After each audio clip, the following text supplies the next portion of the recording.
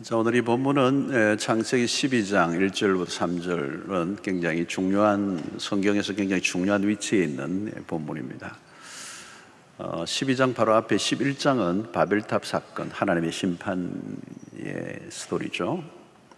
창세기를 전체적으로 보면 1장과 2장 청지 창조의 이야기를 빼고 나면 3장부터는 인간의 범죄, 인간의 실패에 대한 얘기들이 11장까지 계속됩니다.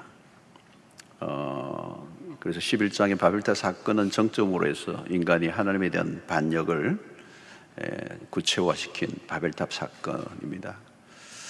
그리고 그들에 대한 이제 혼란, 언어가 혼란하게 하고 무질서해지고 바벨탑 사건이 무너지는 일들이 있습니다. 인류의 죄로 인한 실패를 이제 보게 되죠.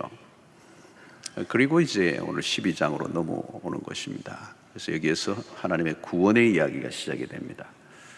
그래서 창세기에서부터 성경 전체는 얘기하려고 하는 것은 인간의 실패와 하나님의 구원, 이것이 계속 이어져 가고 있습니다. 이 인간의 끝없는 범죄, 끝없는 실패에도 불구하고 하나님의 구원은 계속되고 있다는 것을 보여줍니다. 아담이 하나님 앞에 불순종하여 실패하고 인류가 저주를 받았습니다. 그런데 이제 한 사람을 불러내시고 이제 구원을 이루시겠다. 그 불러내신 사람이 아브라함입니다.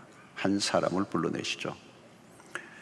그래서 이것이 창세기에 쭉 이어져서 마지막에는 이삭과 야곱과 요셉으로 이어지고, 그 요셉이 애굽의 총리가 되고, 또 야곱과 70인이 애굽의 고센이라는 땅에 정착하게 되고, 또 생각보다 빠르게 히브리 민족이 번성하면서 한 민족이 만들어지고, 그 이스라엘이라고는 이 민족을 통해서 온 세계 열방의 구원을 이루어 가시려고 하는 그 구원의 출발점이 오늘 이 본문의 이야기입니다.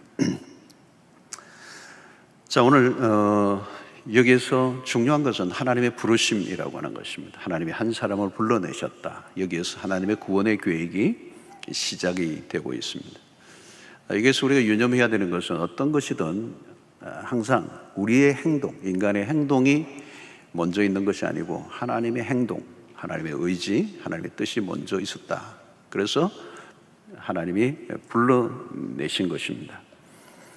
오늘도 마찬가지입니다. 하나님의 부르심이 있기 때문에 우리는 거기에 반응하고 또 하나님을 위해 살아가는 것이죠. 우리가 먼저 나아간 것이 아니고 하나님의 부르심이 먼저 있었다.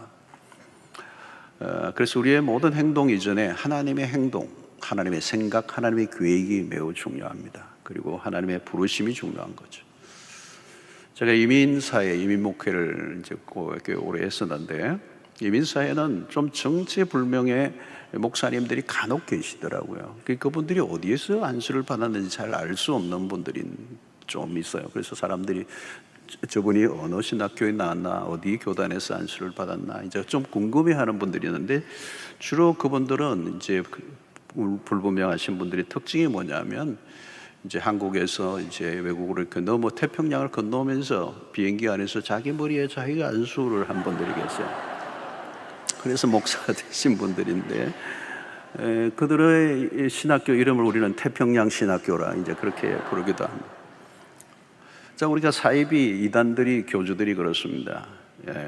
이번에도 정명석 교주가 또 이렇게 감옥에 또 들어가는데, 이들이 사이비 이단들의 교주들의 특징이 이게 직통 계시를 받아는 거죠. 계룡산이나 이런 데 산에서 어느 날 직통 계시를 받아가지고 너는 이렇게 이제 가라, 뭐 이렇게 명령을 받은 거죠. 그래서 한국 안에는 하나님이 부르시지도 않았는데 자기가 부르심을 받았다고 하는 사람들이 꽤 많이 있다. 그래서 예수라고 자기 하는 사람이 있고, 또 어떤 사람은 하나님이라고 말하기도 하고. 그래서 어느 정신과에도 그렇잖아요. 자기가 자꾸 예수라고 그러니까 옆에 있는 또 정신병자 한 분이 내가 언제 너 불렀냐? 이제 그렇게 얘기하고 자기들끼리 개그를 이제 하는데, 그래서 한국에는 한 20여 명, 30명 가까이, 30명이 자기가 하나님, 자기가 성령, 자기가 예수다, 이렇게 얘기하는 사람들이 있습니다. 자, 중요한 것은 뭘까요? 하나님이 부르셔야 된다는, 하나님이 부르셔야 된다. 자, 하나님이 부르신 자리에는 분명한 만남이 있죠. 그 만남은 하나님과의 1대1의 만남입니다. 오늘 이 본문 12장 1절을 보면 하나님께서 아브라함을 만나주시는 장면이 분명히 나오죠. 그리고 아브라함의 이름을 부르십니다. 아브라함의 이름을 부르신다. 자, 우리가 세상에서도 어떤 만남은 우리의 인생에 굉장히 중요한 전환점이 되죠. 어떤 만남은 우리에게 굉장히 강력한 인상을 주고 내 생애를 바꾸는 일들이 일어납니다. 그러나 하나님과의 만남, 이 신적인 만남은 특별한 만남이고 한 번의 만남이라도 우리의 존재 전체를 흔들어버리는 만남이 되죠. 대표적인 것이 바울의 그 다메섹 도상의 사건입니다. 한 사람의 인생을 완전히 이제 뒤집어 놓는, 하나님을, 예수 그리스도를 만나는 사건이 그렇게 강력한 것이죠. 예수님에 대해서 많이 책을 읽었다, 또 예수님에 대한 어떤 생각을 많이 했다는 것으로 안 돼요. 중요한 것은 예수님을 만나야 되죠. 직접 만나는 사건. 그걸 또 여러분이 우리가 간증을 들어보면 예수님을 직접 인격적으로 만난 사람들의 얘기는 선명합니다. 그런데 모호한 분들이 계세요. 횡성수설하고 예수 그리스도를 만난 것이 분명하지 않는 분들이 계십니다. 여러분, 우리가 얼마나 잘 준비되어 있는가, 그건 중요하지 않습니다. 출발점에는 반드시 하나님의 부르심이 있어야 된다. 부르심이 없으면 우리는 시작될 수가 없는 것입니다. 그래서 누군가로부터 부름을 받았는가? 하나님이 부르셨는가? 이 부르심은 어떤 의견 제시나 제안이 아닙니다. 명령입니다. 그리고 이것은 거부할 수 없어요. 하나님의 소환이기 때문에 이것을 거부할 수가 없는 것입니다. 자, 모세도 처음에는 자기가 하나님 부르기 전에 자기가 나섰죠. 실패합니다.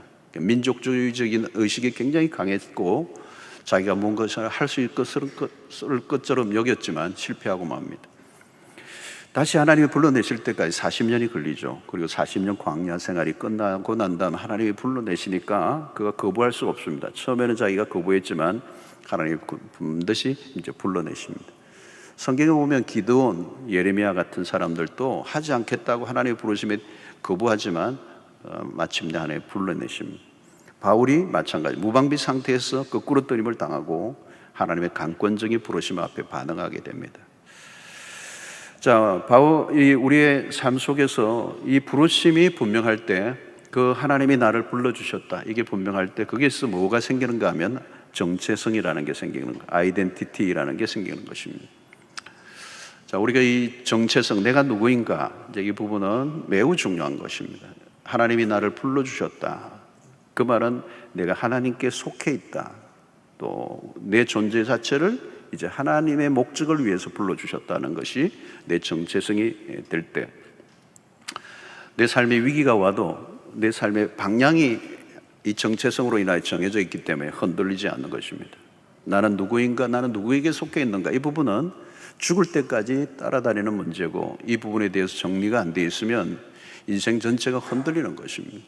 삶의 많은 부분이 우리에게 흔들려도 이 정체성, 하나님으로부터 부름을 받고 내가 하나님께 속해 있는 자다, 내가 누구인가라고 하는 사실을 분명히 알면 결국은 이기는 것입니다. 방향이 잡혀져 있기 때문에 내가 어디로 가는지, 내가 왜 사는지 이것을 알고 있으면 어려움이 있어도 결국은 이겨내는 것입니다. 신자로 세상 속에 살아갈 때, 세상과 박자를 맞추지 않고 살아갈 때 내가 낙오자가 된다라고 하는 두려움이 몰려와도 하나님이 나를 불러주셨다는 이 분명한 이 자기 정체성이 있으면 이겨낼 수가 있는데, 그 정체성이 분명하지 않으면 이제 상황에 따라서 적당하게 타협하면서 이제 살아갈 수밖에 없는 것입니다. 자, 오늘 이 부르심은 우리가 하나님을 처음 만날 때 일어나는 사건이에요. 누구에게나 일어날 수 있는 사건인데, 이 부르심을 받는 순간은 사실은 위험을 동반한다는 겁니다. 오늘 본문에 보면 고향과 친척과 아버지 집을 떠났다는 거죠. 고향의 부르심에 반응하는 것은 쉽지 않습니다. 고대 근동사에서 부족을 떠나는 일은 죽음을 의미하는 겁니다. 아브라함이 살았던 시대는 그들 부족이 섬기는 어떤 신들에 대한 두려움을 갖고 있는 거죠. 옛날에는 신에 대한 두려움이 있었던 거죠. 신들의 분노를 달래려고 다양한 제사를 드리는 그런 문화 속에서 다른 문화권으로 옮기는 일은 공포스러운 일입니다. 신들의 세계는 어둠의 세력들로 사람들을 억압하고 군림하고 있는 신들의 개념이 그 고대 근동사의 일반적인 종교의 모습이에요. 그러니까 고향과 친척과 아버지 집을 떠난다는 것은 그동안 보호막으로 되어주던 신으로부터 떠나는 위험한 행위가 되는 것입니다. 여러분, 이것은 오늘날 내가 다 들어놓았던 그에게 보험을 다 해약하고 안정된 직장을 떠나 가족들과도 생이별을 할 수 있는 선택을 한다면 여러분, 그건 심각한 것이겠죠. 끔찍한 일이죠. 우리는 좀 더 나은 환경을 찾아서 다른 도시로 이사하거나 이민 가는 것은 가능하죠. 그러나 떠남인데 이 떠남이 어디로 갈지 알지 못하는 상황으로 내몰린다는 것은 받아들이기 어려운 일인 것입니다. 바로 이것이 믿음의 출발지에서 일어나는 일입니다. 이전에 저희 집안이 불교에서 기독교로 전환할 때 주변의 사람들이 하는 얘기가 어린 시절인데도 기억이 나요. 저 집이 이제 진짜 망했다는 거예요. 그동안 모시고 있던 신의 노여움을 살 것이라는 뜻입니다. 신앙이 전혀 없던 시절에 그런 얘기를 듣는다는 것은 굉장히 공포스러운 것이죠. 불쾌를 넘어 두려움을 주는 것입니다.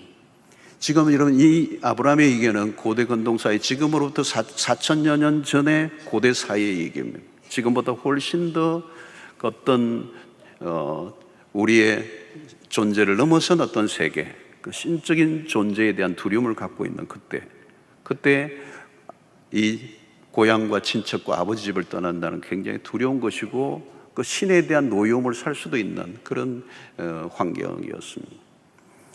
여러분, 우리가 전도를 할 때 당신이 예수를 믿으면 집안의 문제가 해결될 것입니다. 병이 나을 것입니다. 성공할 것입니다. 그러나 여러분, 아브라함의 믿음의 출발점에는 그런 것은 전혀 보이지 않아요. 반대예요. 당신이 하나님을 따르는 순간 당신의 모든 것을 잃어버릴지도 모른다. 이런 상황이라는 것입니다. 대개 무엇인가를 결정할 때는 지금보다 더 나은 상황이 보장될 때입니다. 더 나은 환경, 더 나은 확실한 보장이 있어야 다른 곳을 옮깁니다. 그러나 우리의 믿음의 조상인 아브라함이 처음 믿음의 출발을 할 때는 그것과 전혀 달라요. 전혀 보장되는 게 없고 위험한 선택을 하는 것입니다. 지금까지의 삶의 방식을 거부해야 한다는 것이죠. 그래서 믿음은 모험과 같다. 익숙한 환경을 떠나는 일은 아찔합니다. 그러나 여러분, 부르심을 받은 사람은 떠나야 합니다. 부르심을 받은 이후 떠나지 않으면 내가 있는 곳은 도리어 위험한 곳이 되는 것입니다. 부르심을 받은 사람들은 부르심의 자리로 가야 합니다. 하나님의 약속은 현재가 아니라 미래이기 때문에 믿음에 선택한 사람들은 한 곳에 머물러 있지 않고 계속 떠나는 나그네의 삶을 선택하는 것과 같습니다. 자, 히브리서 11장 9절을 보면 믿음으로 그가, 이 아브라함의 얘기예요. 히브리서 믿음의 이 영웅들에 대한 얘기에서 아브라함에 대한 표현이, 히브리서 기자는 이렇게 얘기하는 거죠. 믿음으로 그가 이방의 땅에 있는 것 같이 약속의 땅에 거류한다는 것. 그리고 동일한 약속을 유업으로 함께 받은 이삭과 야곱과 더불어 장막에 거하였다. 아브라함은 장막에 거했다. 이 말은 텐트를 쳤다는 얘기예요. 견고한 집을 세운 게 아니라 텐트를 쳤다. 계속 이주하는 삶을 말하는 거예요. 정착을 위해 말뚝을 세게 박지 않아요. 언제든지 떠날 준비를 하고 있었다는 거예요. 히브리서 11장 13절은 이 사람들은 다 믿음을 따라 죽었으며 약속을 받지 못하였으되 그것들을 멀리서 보고 환영하여 또 땅에서는 외국인과 나그네임을 증언하였으니. 그랬어요. 여기 그들의 아이덴티티, 부름을 받은 하나님의 사람들의 정체성은 외국인과 나그네였다는 거예요. 여러분, 이것은 내가 사는 곳을 정착지로 보지 않았다는 얘기입니다. 나그네의식, 곧 순례자의 영성을 의미합니다. 하나님의 부르심을 받은 사람들의 정체성입니다. 믿음의 사람들은 on the road, 길 위에 서 있다. 우리는 이 땅의 정착이 목적이 아니라는 겁니다. 여러분, 정착을 하면 그곳에는 기득권이 형성됩니다. 나그네에게는 기득권이라는 게 없죠. 계속 옮기니까. 떠나면 기득권을 포기하는 것입니다. 그런데 기득권을 포기하는 것은 매우 어려운 일입니다. 세상은 기득권을 지키기 위한 게임으로 치열하죠. 기득권을 쟁취하기 위하여 우리는 띠를 띠고 싸움을 하죠. 어디를 가나 자리 다툼이고 누가 먼저 자리를 잡느냐의 싸움을 하고 있죠. 부산역 서울역에 가면 노숙자들도 기득권이 있다고 그럽니다. 먼저 자리를 깔고 신문지를 깔은 사람이 임자예요. 밀어낼 수가 없어. 서열이 분명해. 여러분, 어느 한 곳에 머물러 살면 치열한 싸움이 벌어집니다. 사람들이 날카로워져요. 그러나 나그네는 권리를 포기하는 사람들, 익숙함을 포기하는 사람들, 떠나는 순간 안정감이나 보호막이 없어집니다. 우리는 성공을 이야기할 때 안정된 삶을 말합니다. 가능한 안정된 삶을 얻고자 합니다. 그러나 여러분, 하나님의 부르심을 받은 믿음의 길은 그 안정감을 포기하는 것입니다. 부르심을 받는 순간 외로워질 수도 있고, 부르심을 받는 순간 가까운 친구와 이별할 수도 있고, 부르심을 받는 순간 때로는 가족들로부터도 따돌림을 당할 수도 있고, 부르심을 받는 그 순간 그 하나님께 반응할 때 내 익숙한 환경을 포기해야 할 때도 있습니다. 여러분, 부르심에 대한 반응은 위험한 현실과 마주할 수 있습니다. 그래서 믿음의 삶은 늘 모험과도 같은 것이죠. 여러분, 나그네의 삶은 현재가 보장된 것이 하나도 없습니다. 하나님은 아브라함에게 목적지를 전혀 알려주지 않았습니다. 일단 떠나라고 명령하실 뿐이에요. 매우 막연합니다. 이것은 일상적인 우리의 삶의 방식과 얼마나 다른가 하고 얘기하죠. 종종 하나님이 떠나라고 하실 때 훌쩍 떠난 사람들의 이야기를 보아요. 믿음으로 떠난 사람들, 누가 보아도 무모해 보이는 것, 너무도 좋은 직장과 스펙을 갖고 있는데 어느 날 떠나는 거죠. 선교지로, 때로는 어떤 하나님의 부르심의 소명에 반응하고 어디론가 떠나는 사람들, 누가 보아도 무모해 보여요. 그러나 여러분, 하나님이 떠나라고 하시면 떠나는 것, 이게 믿음의 사람들의 모습이라는 거죠. 자, 하나님이 아브라함을 부르셨을 때 나이가 몇 살입니까? 오늘 4절에 보니까 이에 아브라함이 여호와의 말씀을 따라갔고 롯도 그와 함께 갔으며 아브라함이 하란을 떠날 때 75세였더라. 저는 이 본문만 읽을 때만 생각하면 롯도가 생각합니다. 롯도가 왜 성경에 있나 했더니 오늘 4절에 롯도 그와 함께 갔으며.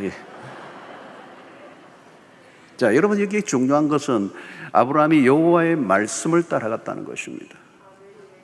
그러나 롯은 그와 함께 갔으며, 롯은 하나님의 말씀을 따라간 게 아니에요.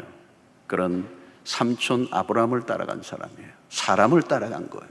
결국 그는 소돔과 고모라로 향하게 되고 아브라함과 결별하게 되고 그는 엉뚱한 곳으로 빠지게 되고 심판을 받고 많은 것들을 잃어버리고 맙니다. 말씀을 따라갔고 아브라함의 생애, 자, 그때 나이가 몇 세였다고 그러는 것입니까? 75세였더라. 여러분, 작은 나이가 아니에요. 75년의 생애는 아주 안정된 삶을 추구할 만한 나이예요. 이전에는 젊은 날에는 방황했다가도 75세면 안정된 삶을 누리고 싶은 나이. 그런데 왜 나이를 기록해 넣었을까? 불안정한 삶을 살다가도 75세가 되면 안정한 삶을 살게 될 텐데, 쉽게 누구나 누구의 말에 뇌하부동할 나이가 아닌 75세. 그러나 그는 하나님의 부르심 앞에 기꺼이 기도권을 내려놓고 새로운 삶에 발을 내딛습니다. 믿음의 사람에게 나이는 숫자에 불과합니다. 하나님의 부르심을 받는 게 중요하다는 거예요. 그 받는 그때에 그 부르심에 반응할 때 하나님의 역사가 시작이 되는 것입니다. 모세는 80에, 갈렙은 85세에 그들은 여전히 청춘으로 살았던 이유는 믿음은 나이를 잊게 한다는 것입니다. 하나님의 부르심을 받으면 시간의 개념이 달라져요. 세월의 무게에 짓눌리지 않고 믿음으로 살아가는 것. 그래서 시작하기에 늦은 나이는 없다는 것을 우리에게 알려주고 있는 것입니다. 아브라함이 부르심을 받은 때가 75세라는 것은 의미심장합니다. 성경은 75세라는 것보다 부르심에 더 강조점을 두고 있는 것입니다. 나이보다 부르심이 중요하다. 나이와 상관없이 부르심을 받을 그때가 곧 시작점이다. 인생의 출발 지점이라는 것을 우리에게 알려주고 있는 것입니다. 자, 하나님의 부르시는 방식은 다양합니다. 직접 부르시는 수도 있고, 때로는 사람들을 통해서 부르시기도 하고, 때로는 어떤 사건을 통하여 부르시기도 하고, 어떤 때는 신비로운 방식으로 부르시기도 합니다. 그러나 가장 중요한 것은 하나님의 말씀으로 인도하시는 분이십니다. 오늘 1절을 여러분 다시 보면 여호와께서 아브라함에게 이르시되, 이게 이게예요. 말씀하시는 하나님. 하나님은 하나님이 우리를 부르시는 방식은 언제나 말씀이라는 것. 성경에서 늘 발견하는 장면이에요. 선지자들을 부르시는 것도 언제나 말씀을 통하여. 그리고 말씀을 받은 이후에도 계속 말씀으로 인도하시는 하나님. 그래서 말씀으로 부르시고, 오늘날 성경의 말씀이죠. 오늘은 기록된 성경 말씀, 직통 계시는 없습니다. 하나님의 말씀, 신구약 성경으로 충분한 말씀. 그리고 이 말씀을 묵상하다 보면 하나님의 인도를 받을 수가 있어요. 여러분, 주일날 말씀을 듣는 가운데서도 하나님이 우리를 인도하십니다. 참 신기한 것은 모든 사람들이, 많은 사람들이 함께 설교를 듣고 있지만 어떤 사람에게는 이 설교가 자기 개인에게 주시는 말씀으로 받습니다. 마치 나에게 직접 나 하나만을 위하여 말씀을 주는 것처럼 강력하게 그 말씀을 듣는 것이죠. 도무지 피할 수 없을 정도로 강력하게 밀고 오고, 그 말씀이 우리의 영혼에 밀고 들어오면 저항할 수 없는 역사가 일어나는 것입니다. 그 말씀 안에는 생명이 있고, 그 말씀은 위력적이고, 그 말씀 우리의 심장을 정조준하면 피할 길이 없는 것입니다. 하나님은 말씀하시는 분이고, 하나님은 말씀하실 때 그 말씀을 듣는 가운데 믿음이 생겨나게 되는 것입니다. 말씀은 그냥 소리가 아닙니다. 그 안에 생명이 있습니다. 능력이 있습니다. 그 말씀이 우리 안에 들어오면 새로운 일이 시작되는 것입니다. 말씀이 들어오면 믿음이 생겨나고, 믿음이 생겨나면 무슨 일이 일어날지 알 수가 없는 것이죠. 말씀이 중요합니다. 참된 말씀은, 참된 믿음은 말씀에 기초하는 것입니다. 우리가 무엇을 시작하기 전에 언제나 그 결정의 순간에 무엇이 내 결정에 영향을 미쳤는가, 하나님의 말씀이 되어야 될 줄로 믿습니다. 하나님의 말씀을 통하여 우리를 정확하게 인도하십니다. 그 말씀이 우리를 앞서 인도해 주실 때 그 인생은 가장 안전한 삶이 될 줄로 믿습니다. 자, 어떻게 아브라함은 고향과 친척과 아버지 집을 떠날 수 있었는가? 그것은 믿음이에요. 그런데 어떤 믿음이죠? 부르신 분에 대한 믿음이에요. 누가 부르셨는가? 하나님이 부르셨습니다. 누가 아브라함에게 믿음을 주셨는가? 하나님이 주신 것입니다. 여러분, 아브라함이 믿은 거 아니에요. 여러분, 아브라함이 믿은 게 아니고 아브라함에게 믿음을 심어주신 분이 하나님이셔요. 그래서 여러분, 언제나 내가 하나님을 믿었다가 아니고 하나님이 나를 믿게 하셨다, 이 말이 정확한 말입니다. 내가 믿었다라고 할 때 주체는 나예요. 내가 믿은 사람은 내가 안 믿을 수도 있는 거예요. 나는 믿을 수 없는 존재예요. 내가 나를 신뢰할 수 없어요. 내가 나를 믿음을 가졌다고 생각하면 안 돼요. 나를 하나님이 믿게 하셨다. 하나님이 믿게 하셔서 내가 믿은 거예요. 그리고 그 믿음의 주체는 하나님이십니다. 그리고 하나님이 믿음을 주셨으면 그 믿음은 내가 어떻게 할 수가 없어요. 내가 지우고 싶어도 안 줘. 왜? 하나님이 내 안에 심어주신 믿음이기 때문에 그래요. 여러분, 우리가 가진 믿음은 하나님의 피는 시작하셨습니다. 하나님이 먼저 찾아오셨습니다. 그리고 말씀으로 찾아오셨습니다. 우리가 그러므로 하나님을 믿는 것은 전적인 은혜입니다. 믿는 것은 신적인 사건이에요. 믿음이 우리를 움직이는 것입니다. 고향 친척 아버지 집을 떠나는 것은 상식적으로는 이해가 안 됩니다. 그러나 부르신 분이 누구인가를 알면 아브라함의 행동은 이해가 됩니다. 사랑하는 성도로, 믿음의 길을 걷는다면 우리의 삶의 보장은 하나님이 되십니다. 처음부터 하나님은 아브라함에게 목적지가 가나안이라고 알려주지 않아요. 왜요? 너는 언제나 매 순간 나를 신뢰하고 나를 따르라는 것입니다. 나만 따라오면 돼. 그러면 방황하지 않아. 여러분, 오늘 아브라함이 고향과 친척과 아버지 집을 떠났습니다. 그런데 그 친척과 아버지 집을 떠나는 순간 하나님이 고향이 되시고, 하나님이 친척이 되시고, 하나님의 아버지가 되시는, 떠나는 순간 하나님이 그의 아빠가 되어주시는, 유명한 요아킴 예레미야스라고 하는 신학자는 아바라는 단어는 우리를 복음의 심장으로 데려간다, 이런 유명한 말을 했어요. 이 아바라는 단어는 아빠라는 단어입니다. 하나님과 우리의 관계가, 아빠라 부를 수 있는 관계는 뭘까요? 어린아이와 아버지의 관계예요. 그 관계는 뗄래야 뗄 수 없는 관계고, 그 아빠는 그 아들을 철저하게 보호할 수밖에 없는 관계로 우리를 부르셨다. 예수 그리스도의 십자가를 통하여 우리와 하나님과의 관계가 그렇게 된 것입니다. 이제는 우리가 하나님과 우리의 관계를 뗄래야 뗄 수 없고, 우리가 하나님을 향하여 아빠라고 부르는 그 순간 하나님은 철저히 우리와 함께 하시고 우리를 보호하시는 아바가 되시죠. 여러분, 우리가 부르심을 받고 떠나는 순간 불안하죠. 그러나 하나님의 보호가 따라붙는 것입니다. 어디로부터 결별할 때 세상으로부터 우리가 결별할 때, 어떻게 보면 그것을 떠나면 내 순간 내 인생이 망하는 것 같아도 하나님이 다가오시고 세상의 안전망이 사라질 때 하나님이 우리의 안전이 되실 줄로 믿습니다. 아브라함이 나그네로 살아갈 때 친구는 하나님이 됐었죠. 하나님은 아브라함을 향하여 나의 벗, 나의 친구라고 했습니다. 이런 고대 근동 지방의 신은 굉장히 두려움을 주는 억압하는 그런 개념이었는데 그 시대 속에 하나님이 아브라함을 향하여 나의 벗이다, 나의 친구라 그랬어요. 신구약 성경에 3번이나 표현되어 있습니다. 이사야 41장 8절을 보면 그러나 나의 종 너 이스라엘아 내가 택한 야곱아 나의 벗 아브라함의 자손아 그랬어요. 여러분 이건 얼마나 놀라운 거, 친구라는 겁니다. 언제나 함께하는 친구. 더 이상 내가 길을 떠나 하나님의 부르심을 받고 길 위에서 나그네로 살아가지만 결코 나 홀로 살아가지 않는 거예요. 그리고 그 길에서 길을 잃어버릴 이유가 없어요. 하나님이 우리의 친구가 되신다는 거예요. 여러분 나그네가 주목할 것은 변화무쌍한 상황이 아니라 하나님이시라는 거죠. 세상에서 보면 나그네는 뿌리 없는 삶과 같습니다. 그죠? 뿌리 없는 삶. 그러나 하나님의 백성이 나그네가 될 때, 하나님의 부르심을 받고 나그네가 될 때 우리의 진정한 뿌리는 하나님이 되신다. 나그네는 하나님의 백성들의 나그네는 세상으로부터 뿌리를 뽑아 하나님에게 뿌리를 내리게 하시는 삶이다. 어디에도 속하지 않은 사람이 아니라 하나님께 속한 백성이 된다는 것입니다. 여러분 이 부르심에는, 하나님의 부르심에는 보상이 있습니다. 오늘 2절과 3절 내가 너로 큰 민족을 이루고 내게 복을 주어 내 이름을 장대케 하게 하리니 너는 복이 될지라. 너를 축복하는 자에게는 내가 복을 내리고 너를 저주하는 자에게는 내가 저주하리니 땅의 모든 족속이 너로 말미암아 복을 얻을 것이라 하신지라.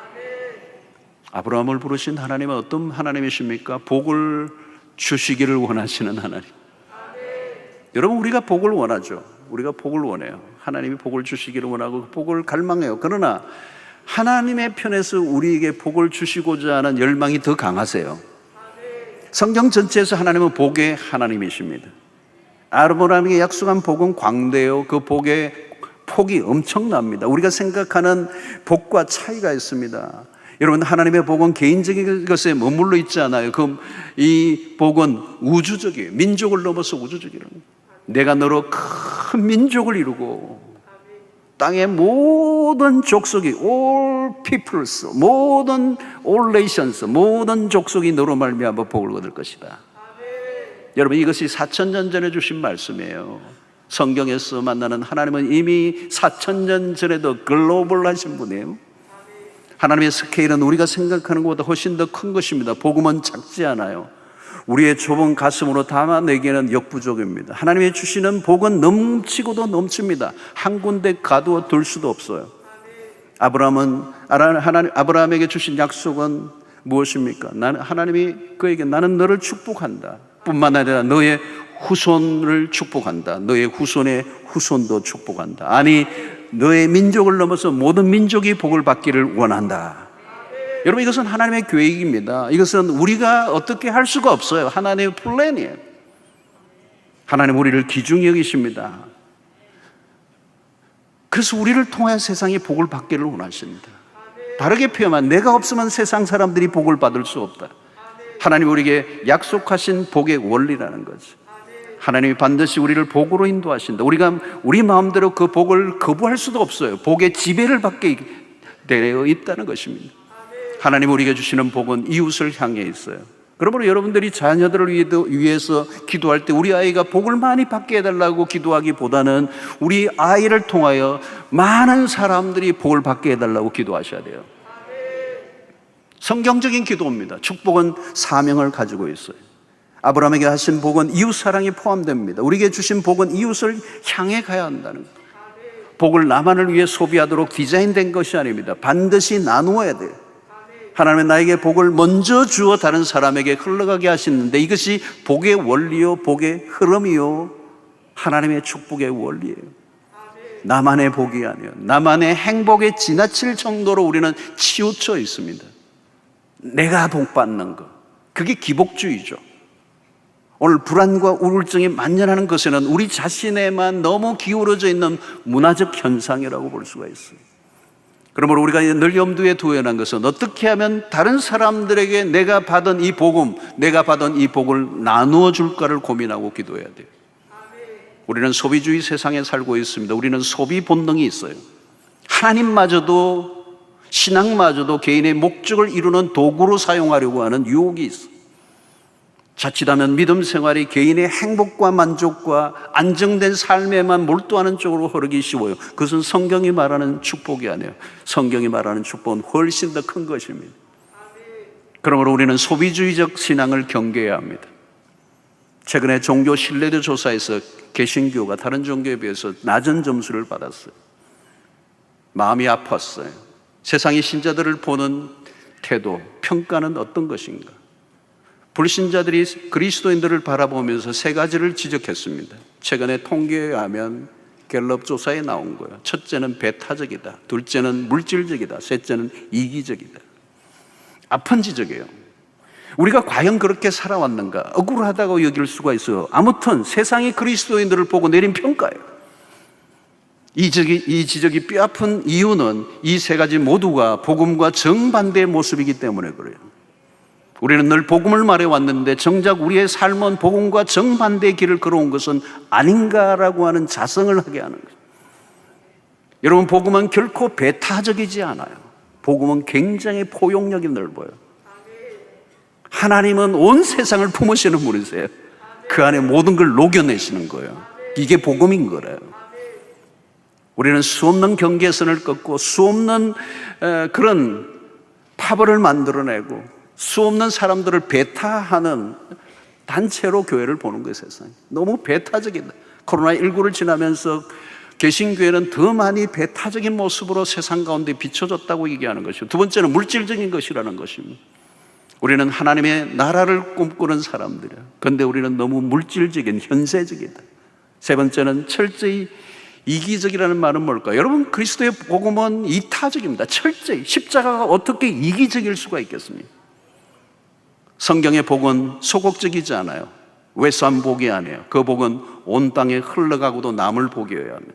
나만의 행복이 아니라 이웃의 행복을 위한 복. 우리는 신앙생활을 하면 할수록 시야를 넓혀가야 합니다. 편협한 시야에 갇혀 있어서는 안 돼요. 예수를 믿고 나만의 복에 갇혀 있다면 부르심에 대한 심각한 오해가 되는 것입니다. 복음은 확장성을 가지고 있습니다. 오늘 창세기 12장 2절로 3절의 이 말씀은 사도행전에서 성취됩니다. 1장 8절, 예루살렘과 온 유대와 사마리아 땅끝까지 복음이 증거되는 것과 일치합니다. 그리고 마태복음 28장 18절로 20절의 대사명과도 일치합니다. 모든 민족을 제자로 삼아라. 복음은 정체되어 있잖아요. 복음은 가둬둔 물이 아니라 흐르는 물입니다. 여러분, 우리가 전도한다는 것은 단순히 개인적인 일로만 보면 안 돼요. 구원은 특권이면서 사명입니다. 나만의 구원으로 끝나서는 안 된다. 나만 예수를 믿고 구원받는 것도 놀라운 것인데, 나를 통하여 수많은 사람들이 구원을 알게 하는 역사를 가진다는 것은 얼마나 황홀한 일입니까? 우리는 축복을 확산해야 합니다. 우리가 받은 복을 나누어 줘야 합니다. 우리가 깨달은 복음의 강의로움을 세상 가운데 증거해야 합니다. 코로나19를 지나면서 인류는 다양한 위기에 직면해 있습니다. 미래가 불투명해졌고 혼란스러워졌어요. 온 세계가. 그리고 사람들은 죽음 앞에 절망하고, 그리고 우리가 이루는 업적에도 불구하고 코로나 팬데믹이 온 세계를 흡쓸고 가면서 사람들은 공허를 느끼고 있습니다. 그리고 우울증이 만연합니다. 코로나 팬데믹 때보다 팬데믹 이후 엔데믹 시대에 우울증은 더 정폭되고 있습니다. 최근에 조사한 바에 의하면 한국은 여전히 OECD 국가 중에 자살률 부동의 1위예요. 2위와 따블이 됩니다. 현격한 차이를 이루는 세계 OECD 국가 중에 이 부동의 1위, 자살률. 특별히 10대, 20대, 30대의 자살률이 현격하게 눈에 띄게 올랐습니다. 10대와 20대의 삶이 얼마나 처절한가를 우리에게 보여주고 있는 것입니다. 여전히 세상은 복음이 필요합니다. 복음만이 답이라는 사실을 우리는 믿습니다. 예수님은 나를 믿으라고 하시지 않고 나를 따르라고 하셨습니다. 우리를 부르신 목적은 뭘까요? 그것은 예수 그리스도가 이 땅에 오신 목적과 동일한 것입니다. 요한복음 10장 10절에 내가 온 것은 양으로 생명을 얻게 하고 더 풍성히 얻게 하려는 것이라. 우리는 복음을 알고 복음을 누리고 그리고 이 복음을 또 다른 사람에게 흘려보내야 할 사명이 있습니다. 무엇을 하든지 우리는 하나님의 부르심을 받은 자로 하나님과 이웃의 목소리에 민감하게 반응하고 살아야 될 줄로 믿습니다. 세상은 길을 잃었습니다. 우리는 그 길을 오래전에 찾은 사람. 그래서 우리는 하나님의 인도를 받고 그 온도로도 길 위에서 하나님의 우리를 향하신 그 본향을 향해 가고 있습니다. 그러므로 우리는 세상 사람과 아웅다웅하며 살지 않아야 합니다. 우리는 다른 세계를 쫓고 있는 사람이에요. 아담의 후손 가인과 아벨의 얘기를 우리는 알죠. 가인이라는 말, 동생 아벨을 쳐서 죽였던 가인, 그 가인이라는 말의 어근에는 취득, 소유, 부동산이라는 의미의 뜻이 담겨 있습니다. 아벨이라는 말은 동생 아벨은 사라지는 숨결과 같은 비슷한 뜻을 가지고 있어요. 겉으로 보면 가인이 아벨보다 훨씬 더 나아 보입니다. 그러나 가인이 남긴 유산은 문명입니다. 인류의 문명. 그러나 그 문명은 하나님을 반역하는 문명. 그러나 아벨은 한순간에 연기처럼 사라질 것 같지만 그런 이 땅이 목표를 하고 산 사람이 아니에요.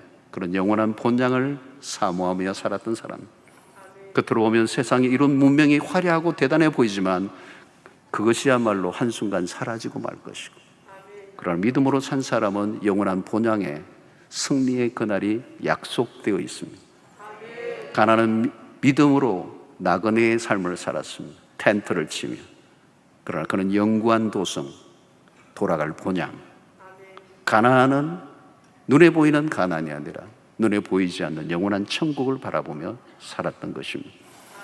아브라함의 믿음으로 떠나는 순종이 없었다면 오늘 우리는 없습니다. 아브라함은 우리의 믿음의 모델입니다. 길을 떠난 나그네 영성. 인생에 만나는 사람들에게 길을 안내해 줘야 할 책임이 우리에게 있습니다. 우리가 살아가는 날들 동안에 마주치는 수 없는 사람들에게 그들에게 길을 제시해 주는 예수 그리스도는 길이요 진리요 생명이시라고 그 길을 알려주고 그 이웃과 함께 그 친구와 함께 영원한 본향을 향해 달려가는 순례자들이 되시기를 주의 이름으로 축원합니다. 하나님 아버지, 오늘 또 우리에게 주신 말씀으로 인하여 다시 한번 우리 자신의 삶을 돌아보게 하시고 오늘 또 우리를 부르신 그 하나님의 부르심에 마땅한 반응을 하고 살아가는가를 확인하게 하여 주시옵소서. 나그네의 영성을 가지고 살게 하시고 이 세상의 기득권과 그리고 이 세상의 것들을 획득하기 위해서 몸부림을 치는 인생이 아니라 끊임없이 텐트를 치며 그리고 이 땅의 것들을 우리가 소유할 수 없음을 믿고 우리에게 진정한 축복은 구원이요 영원한 영생이라는 사실을 믿고 믿음의 순례에서 실패하지 않고 끝까지 주의 말씀을 따라 승리하는 주의 백성들 되게 하여 주시옵소서. 뿐만 아니라 하나님 우리에게 하나님 길이요 진리요 생명이신 예수 그리스도를 우리의 이웃들에게 증거하며 살게 하여 주셔서 우리에게 주신 이 복이 우리 안에서만 머물러 있지 않게 하시고 온 땅 가운데 흘러가는 일에 쓰임받는 우리 모두 되게 하여 주시옵소서. 예수님 이름으로 기도하옵나이다. 아멘.